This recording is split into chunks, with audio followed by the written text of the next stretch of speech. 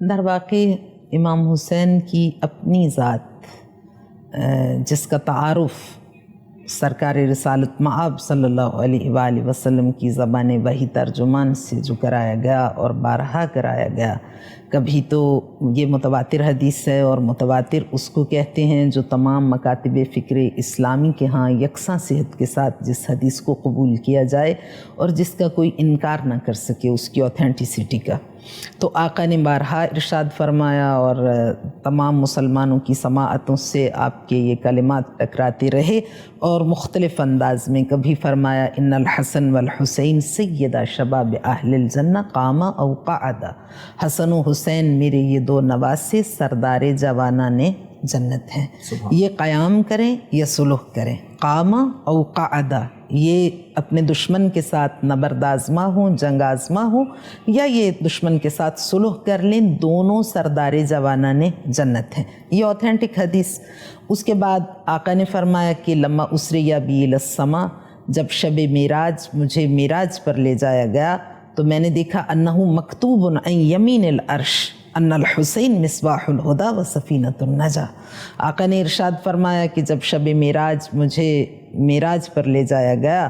تو میں نے وہاں دیکھا فراز عرش پر دائیں جانب لکھا تھا ان الحسین مصباح الہدی و سفینۃ النجاہ، حسین چراغ ہدایت ہیں، حسین کشتی نجات امت ہے۔ یہ تعارف کرایا۔ پھر ان کی متواتر احادیث میں سے یہ حدیث ہے کہ فرمایا حسین منی و انا من حسین، اور یہ میں پہلے بھی کہیں یہ عرض کر چکی ہوں کسی اپنے ٹی وی کے پروگرام میں کہ یہ آقا نے جو تعارف کرایا یہ وہ پنجتن پاک کا گلدستہ جو بزم عصمت کائنات میں سجی، اور آقا نے ارشاد فرمایا آسمان کی جانب دست دعا بلند کیے، اللہم ان ہؤلاء اہل بیتی وخاصتی وحامتی لحمہم لحمی ودمہم دمی، پروردگار یہ میرے اہل بیت ہیں، یہ میرے خاص ہیں، یہ میرے حامی و ناصر ہیں، لحمہم لحمی ودمہم دمی، ان کا گوشت میرا گوشت ہے، ان کی رگوں میں میرا لہو رواں ہے، انہم منی وانا منہم۔ ایسا کیوں ہے؟ اس لیے کہ یہ مجھ سے ہیں اور میں ان سے ہوں۔ اور یہ ایک مقام نہیں جو بیان کیا گیا جس کو علامہ فخر الدین رازی نے تفسیر کبیر میں بیان کیا، آیہ تطہیر کے ذیل میں علامہ سیوطی صاحب در المنصور جن کی شہرۂ آفاق تفسیر ہے، مصر کے رہنے والے، ایجپٹ کے رہنے والے، یہ اہل سنت کے بہت بڑے اہل اسلام کے عالم دین ہیں، اور ثعلبی نے اور متعدد علماء اسلام نے اپنی تفاسیر میں اس آیت کے ذیل میں بیان کیا جو کہا جاتا ہے کہ خالق کائنات نے خطاب کیا، یہ بھی ہمارے پیغمبر گرامی اسلام، وہ عقل کل، ہادی سبل، ختم رسول، فخر موجودات، وجہ وجود کائنات، سرکار رسالت مآب آقا نامدار صلی اللہ علیہ وآلہ وسلم کی ذات گرامی کا اعزاز و افتخار ہے کہ ہر نبی کو خالق کائنات نے جب قرآن میں تذکرہ کیا تو کہیں نہ کہیں اس انداز سے کیا، یا یحییٰ خذ الکتاب بقوۃ، یحییٰ کتاب کو قوت کے ساتھ تھام لو، یا ابراہیم قد صدقت الرؤیا، اگر شاباش بھی دی جا رہی ہے، اپریشیٹ بھی کیا جا رہا ہے تو اس طرح سے جیسے باس اپنے ماتحت سے خطاب کرتا، یا ابراہیم قد صدقت الرؤیا، یا عیسیٰ انت قلت للناس اتخذونی و امی الہین، اے عیسیٰ کیا تو نے لوگوں سے یہ کہا ہے کہ مجھے اور میری ماں کو اپنا معبود بنا لو، اور یعنی سوال کیا اس طرح سے۔ اور باقی انبیاء کے ساتھ بھی چونکہ وقت میں اتنی گنجائش نہیں وقت کے دامن میں کہ ہم یہ تفصیل سے بات کر سکیں، لیکن پیغمبر گرامی اسلام صلی اللہ علیہ وآلہ وسلم کا یہ اعزاز و افتخار ہے کہ خالق کائنات نے کلام الہی میں جب بھی سعادت بشر کے اس زندہ جاوید پیغام قرآن میں جب بھی اپنے حبیب کو پکارا تو ایسے ہی پکارا جیسے محب اپنے محبوب کو پکارتا ہے، عاشق اپنے معشوق کو پکارتا ہے۔ تو سرکار رسالت مآب صلی اللہ علیہ وآلہ وسلم سے اس طرح کا خطاب کیا جیسا کہ جناب نوح علیہ السلام کا واقعہ سورہ ہود میں، اور تقریباً قرآن کریم کے 26-27 مقامات پر سورہ نوح کے علاوہ اس واقعے کو بیان کیا گیا کہ جناب نوح علیہ السلام نے سفینہ نجات بنایا، اور پھر اس واقعے کو قرآن نے نقل کیا کہ جب وہ امواج بلاخیز حملہ آور ہوئیں کل جبال، قرآن کہتا ہے کہ پہاڑ کی مانند وہ اتنی بلاخیز امواج تھیں. جب وہ طوفان نوح آیا تو جناب نوح علیہ السلام نے اپنے بیٹے سے خطاب کیا، یا بنی ارکب معنا ولا تکن مع الکافرین، بیٹا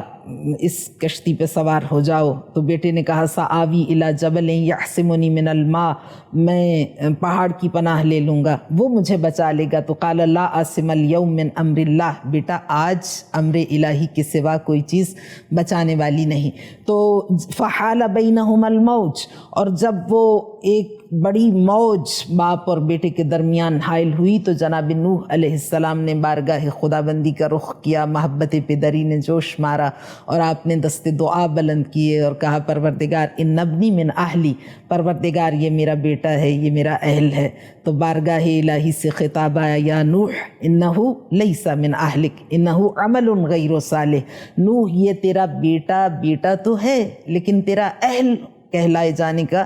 حقدار نہیں، اس کے قابل نہیں. کیوں؟ انہ عمل غیر صالح. اب پیغمبر گرامی اسلام صلی اللہ علیہ وآلہ وسلم میں یہ فرق ہے 1,01,24,000 انبیاء کے سردار کہ جناب نوح علیہ السلام نے اگر بیٹے کی نجات کے لیے خدا کو پکارا، اگرچہ ان کا عمل بہت پسندیدہ ہے کیونکہ نبی خدا تو کوئی معیار سے گرا ہوا کام انجام نہیں دے سکتے، اور محبت پدری کا تقاضا بھی یہی ہے کہ باپ کو اپنے بیٹے کی آخرت کی فکر ہو، اس کی نجات کی فکر ہو. اپنے طور پر جناب نوح علیہ السلام نے بالکل صحیح کیا، لیکن بارگاہ حق سے خطاب آیا کہ یہ بیٹا آپ کا اہل ہونے کا حقدار نہیں ہے، اس کے قابل نہیں. لیکن پیغمبر گرامی اسلام کو خالق کائنات نے جو اہل بیت عطا کیے، آقا نے خدا کی بارگاہ میں دست دعا بلند کیے کہ پروردگار انہم منی وانا منہم، یہ مجھ سے ہیں، یعنی یہ مجھ سے ہیں، یہ بات تو انڈرسٹوڈ ہے، لیکن انا منہم، میرے دین کی بقا ان سے، ان کے وجود سے وابستہ ہے، ان کے کردار سے، ان کی قربانیوں سے، ان کے خدمات سے، ان کے وجود سے. تو بارگاہ الہی سے خطاب آیا جو کہ تفاسیر میں علماء نے بیان کیا ہے، کیونکہ کچھ تو کلام الہی میں جو ہے وہ تو قرآن کا حصہ ہے، اور کچھ جو خالق کائنات کا خطاب ہے وہ حدیث قدسی کے طور پر پہچانا جاتا ہے. پیغمبر گرامی اسلام صلی اللہ علیہ وآلہ وسلم نے دست دعا جانب آسمان بلند کیے. تو نہ صرف یہ کہ خالق کائنات نے جناب نوح علیہ السلام کے واقعے کی طرح انہیں ٹوکا نہیں کہ جیسے ان سے فرمایا تھا کہ یہ بیٹا تیرا اہل نہیں، بلکہ بارگاہ حق سے خطاب آیا یا ملائکتی و یا سکان سماواتی انی ما خلقت سماء مبنیا ولا ارضا مدحیا ولا شمسا مضیئا ولا قمرا منیرا ولا فلکا یدور ولا بحر یجری ولا فلکا یسری الا فی محبت ہؤلاء الخمسۃ الذین هم تحت الکساء، کہ اے ساکنین عرش، اے ملائکہ گوش بر آواز ہو جاؤ. میں نے اگر آسمان و زمین کو پیدا کیا ہے، اگر یہ نیلگوں آسمان کا شامیانہ جو تمہیں دکھائی دے رہا ہے، یہ دریاؤں کی امواج اور ان کی امواج پر رواں، ان بہتی ہوئی لہروں پر رواں کشتیاں، اور یہ نظام عالم اور یہ منظومہ شمسی اور یہ کائنات، تو فی محبت ہؤلاء الخمسۃ الذین هم تحت الکساء، یہ نفوس طیبہ ہیں جن کی محبت میں میں نے کائنات کو وجود عطا کیا. تو پیغمبر گرامی اسلام صلی اللہ علیہ وآلہ وسلم نے اس میں جو ان نفوس طیبہ کا تعارف کرایا ہے وہ یہ ہے کہ انہم منی وانا منہم، علی مجھ سے ہیں اور میرے دین کی بقا وجود علی سے وابستہ ہے. فاطمہ مجھ سے ہیں اور میرے دین کی بقا فاطمہ سے ہے. حسن مجھ سے ہیں اور میرے دین کی بقا ان سے ہے. حسین مجھ سے ہیں اور میں حسین سے ہوں. حسین منی وانا من حسین، حسین مجھ سے ہیں اور میں حسین سے ہوں. اس پہ ہزارہا کتابیں لکھی گئیں، مقالے لکھے گئے، نان مسلم، مسلم، بڑے بڑے ریسرچ اسکالرز، آتھرز جنہوں نے کتابیں لکھیں پیغمبر گرامی اسلام صلی اللہ علیہ وآلہ وسلم کے اس جملے پر، جن کا تعارف خالق کائنات نے کتاب الہی میں یہ کہہ کر کرایا ہے وما ينطق عن الهوى ان هو الا وحی یوحی. یہ پیغمبر گرامی اسلام وہ ہیں جن کے لب تکلم ریز نہیں ہوتے جب تک کہ وحی الہی کا نزول نہ ہو جائے. اور وما یشاءون الا ان یشاء اللہ، ان کے تو دل میں کوئی خیال بھی خطور نہیں کرتا جب تک کہ مشیت الہی کا تقاضا نہ ہو. وما رمیت اذ رمیت ولکن اللہ رما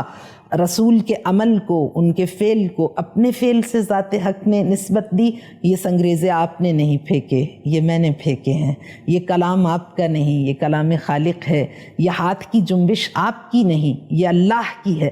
تو وہ پیغمبر گرامی اسلام اس شخصیت کا اس انداز سے تعارف کرائیں، اور ایک بار نہیں بار بار آقا نے یہ تعارف کرایا۔ تو یہ جو آپ نے ابتدا میں سوال کیا ہے